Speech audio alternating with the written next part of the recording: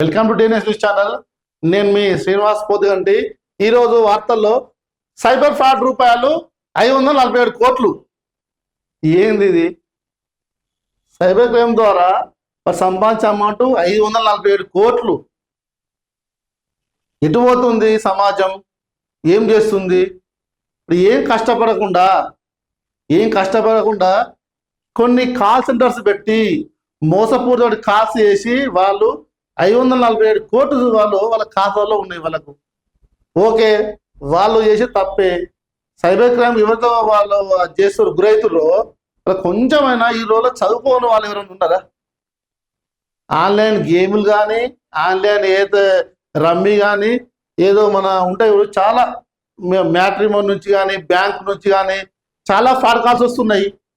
అందరు చదువుకున్నారు కదా, అందరు స్మార్ట్ ఫోన్లు వాడుతారు కదా, కొంచెమైనా మీకు అవగాహన ఉంటుంది కదా. పోలీసు వాళ్ళు పదే చెప్తుర్రు, పదే టీవీలలో పేపర్లలో చూస్తున్నాం మనం.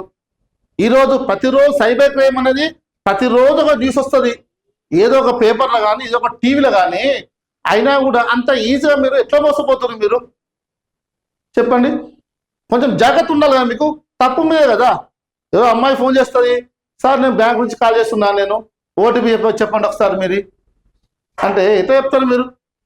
ఇప్పుడు తప్పు మిమ్మల్ని పెట్టుకొని వాళ్ళని నిందిస్తే వస్తుంది చెప్పండి. మీకు కరెక్ట్ ఉంటే కదా ఎటువంటి క్రైమ్ను జరగకుండా ఉండడానికి. మీరు బేసిక్గా మీరు కొన్ని సలహా మీ దగ్గర తప్పు పెట్టుకొని ఇటు వాళ్ళ మీద నిందలు వేయడం ఎంతవరకు కరెక్ట్? అది చూద్దాం ఏం జరిగిందో. 6 నిందితుల బ్యాంకు ఖాతాల్లోనే ఇంత మొత్తంలో ట్రాన్సాక్షన్స్. అంతర్జాతీయ సైబర్ క్రైమ్ ముఠా గుట్టునట్టు 24 మంది నిందితుల్లో 18 మంది arrest. Investments, reward points, matrimony పేరిట మోసం. వివరాలు వెల్లడించిన ఖమ్మం సిపి సుల్దత్.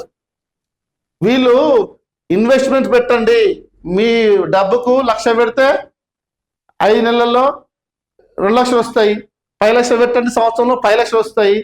మీకు 10% మీకు వడ్డీ ఇస్తాము, సంవత్సరం ఆగితే మీకు 50% వడ్డీ వస్తుంది.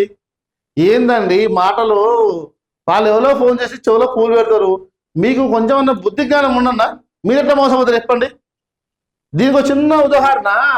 గత సంవత్సరము జనగామ చేర్యాల ఈ ప్రాంతంలో 100 కోట్ల సేమ్ ఇదే సమయంలో, ఈ సంక్రాంతి సమయంలో 100 కోట్ల ఫ్రాడింగ్ జరిగింది. 100 కోట్లు. అందులో బ్యాంక్ మేనేజర్ పెట్టిర్రు, టీచర్లు పెట్టిర్రు, ఐటీ ఉద్యోగులు పెట్టిర్రు, యువత, బిజినెస్ మ్యాన్లు అందరూ పెట్టిర్రు. లాస్ట్కి ఏమైంది?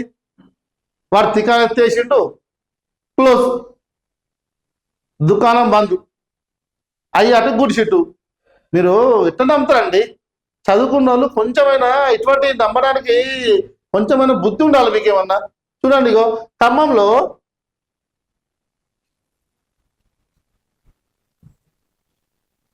ఉద్యోగాల పేరుతో నిరుద్యోగులకు గాలం వేసి వారి బ్యాంక్ ఖాతాల ద్వారా ఏకంగా ₹100 కోట్ల భారీ సైబర్ మోసానికి పాల్పడిన ముఠా గుట్టును ఖమ్మం పోలీసులు బయటపెట్టారు.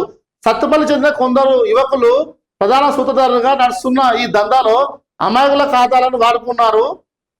ఈ కేసులో ఇప్పటి వరకు 18 మందిని అరెస్ట్ చేయగా కేవలం 6 ఖాతాల్లోనే 547 కోట్ల లావాదేవీ జరిగినట్టు గుర్తించడం చర్చనీయాంశంగా మారింది. కేవలము ఇగో ఖమ్మం జిల్లాకు చెందినటువంటి కొంతమంది గ్యాంగు ఏదైతే ఉందో ఈ సైబర్ ఫ్రాడ్కు వాళ్ళు తెరలేపింది. వాళ్ళు విదేశాల్లో కాల్ సెంటర్స్ నిర్వహించుకుంటూ హైదరాబాద్లో, మాదాపూర్లో కాల్ సెంటర్ నడిపిస్తూ వాళ్ళు ఇగో ఎంత వీళ్ళు. సో సత్తిపల్లిలో ఖమ్మం జిల్లా సిపి గారు కానీ, ఖమ్మం జిల్లా పోలీసు ఏదో మన ఆపరేషన్ చేసి ఇక్కడ ఆపరేషన్ చేసి వాళ్ళు పట్టుకున్నారో దీనిలో కేవలం 6 ఖాతాల్లోనే 547 కోట్లు ఉన్నాయంటే తెలంగాణ మొత్తము సైబర్ నేరగాళ్ళం పట్టుకుంటే ఎన్ని వందల కోట్లు, ఎన్ని వేల కోట్లు డబ్బు అనేది దొరుకుతుందనేది మన ఊహకే అందదు. కాబట్టి ఇక నుంచి అయినా పోలీస్ శాఖ చాలా అలర్ట్గా ఉండి ఇటువంటి పొరపాటు జరగకుండా చూసుకోవాలని మేము కోరుతున్నాము. దాంతోపాటు చెప్పేందంటే మీ ప్రజలు ఇటువంటి వాటికి మీరు ఈజీ మనీకి అలవాటు పడకండి. పని చేస్తేనే కదా రోజంతా పని చేస్తే 500 1000 వస్తాయి. అటువంటిది నువ్వు ఫోన్లో కూర్చొని ఇంత ఆన్లైన్ గేమ్ ఆడి ఒకరోజు 5,000 సంపాదిస్తా, నేను 10,000 వస్తాయి, 1,00,000 వస్తాయంటే ఎవరిస్తారండి? పైసలు చెట్టుకు కాస్తున్నాయా? పైసలు ఎవరు చెట్టుకు కాస్తాయా? పైసలు ఫ్రీగా వస్తాయా?